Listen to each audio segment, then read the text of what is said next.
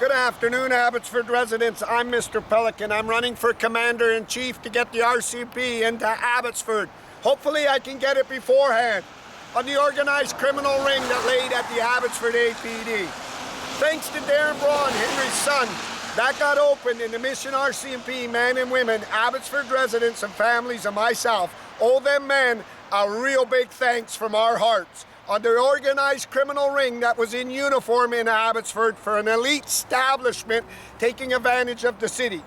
You've asked me for many things on YouTube and Facebook, and I have been giving it to you because I know it's going around the world and to leaders across this great country of Canada and probably into Ottawa. You asked me to do a podcast and show you about Gladys Avenue.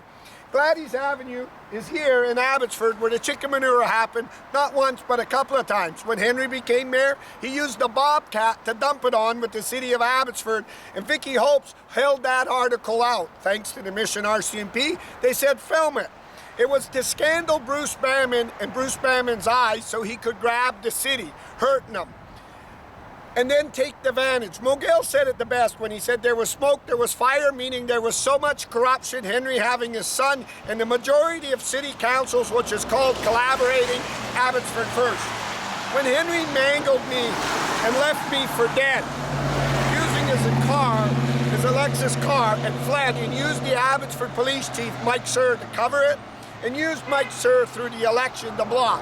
He also used the task force, which is undercover officers, faces from the general public, to attack Mogil's campaign here and smashing him and weakening him. He used that same task force on me. Believing in uniform, they can't be identified because it protects their identity from gangs finding out. Abbotsford police knew when I wanted Keelan Olenoff, and the man that did it, here's what they did down the bottom. They said, you can recognize their face, Mr. Pelican. Sit outside on your own time, and when they come on duty and off duty, and they get in their civilian cars, take their license plate, and they'll do it. That is how I caught Keelan Olenoff. Taking his license plate, thanks to their knowledge and wisdom, and going to ICBC and the lawyers, and it exposed who Keelan Olenoff was. Because the Abbotsford chief was going to block and not haul an investigation of why his officer said, drop a fucking video and lawsuits against Henry or I will personally bury you. Compromising the police around the world, which is unheard of. That is why I said they have to be gone. So on Gladys Avenue, there is a development site that was tied down the road. And Henry went in, and Darren Brown showed me, he jigs the developer to take it out of their hands so he could guide it. He said, you can't get down Gladys because of all the homeless here in the Tree of Hope. You need to sell it. Pressuring the developer to sell it into the hands of Ron Funk, the Funkstermeister, his buddy and pal, lobbying it. When Ron Funk got it, he ran the council and mayor, which is illegal as a developer because he had all the perks. Ross Siemens had the majority of council called the Abbotsford First, which was a slate. Voting his way, figuring nobody would call me out, the law would never catch me or charge me for corruption or collaborating. You can't run them as developers. I learned that under Peter Raw. And this is what they were doing. When I confronted Ron Funk's team in his office, just behind the Canadian Tire, Ron Funk's team said, we got it under good. We need Ross, we need Ross. Not knowing I was the next candidate for mayorship. I ran because the RCMP said, we need you to run to expose that they're blocking Vicky Hopes and they're using the task force and they're going to impede that election because they didn't want anybody else but Ross. But that developer now faced problems of removing the homeless here on Gladys, which would halt sales. I know that. It takes developers a long time to get them out of there by court orders.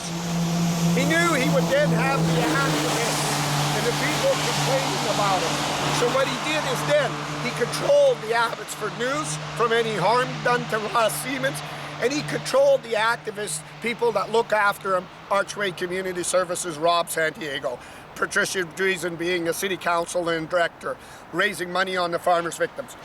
They hauled rocks down here to move them out of here.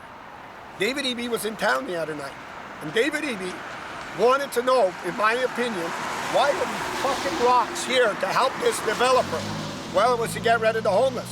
Did the CP give Abbotsford City a notice that the homeless were impeding their railroad lines to move cargo across Canada?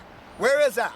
Les Barkman don't have it. Les is going, oh, ask the city manager. Oh, a big bully here, Les. Oh.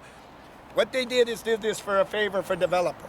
Then they hauled these rocks using city's resources and monies, not just from here, but all the way down Gladys, right to Ross's gas station. And them resources and money for these rocks could have went to build the homeless shelter and help the homeless. But it was designed to benefit them and who was in power and enrichinate them and bring rewards to them. And anybody who found out Henry went to his police department that he owned lock, stock, and barrel, used their database and said carry threats. The Abbotsford police, the investigators, and people up top used their database for leverages for their friends, and it was no longer a police department. That is why I'm adamant to destroy it, haul it out of here, and you can see it's being propped up very weakly from the back. You can see that they kicked Mike Sir out of here that orchestrated all these threats. They won't bring him back, and Mike's saying, even the new police chief, Colin Watts, won't say that's an attack on a great police chief that led Abbotsford. He can't defend Mike for the criminal ring. But Abbotsford police are now trying to go back to the basics at night. We're riding around with Global and CTV on the massive new program, Think of Me. Think of me. When Henry Brown got in the car and mangled me and left me for dead and fled, and you wouldn't charge and covered it up and threatened. Think of all the criminal acts that were done under a police badge and you called yourself detectives, investigators. Think of how you got to lean on other police departments to pull your bloody self out of this mess, because now, think of me, I'm going to be fired. We got to rebuild. And the best way to rebuild and take Abbotsford quickly and fast and get it back is bring the RCMP. It leaves too much open. The Abbotsford police will always be in trouble in courts now. They'll never be trusted. We'll waste millions of dollars of Abbotsford's resources defending these losers, and we can't have it.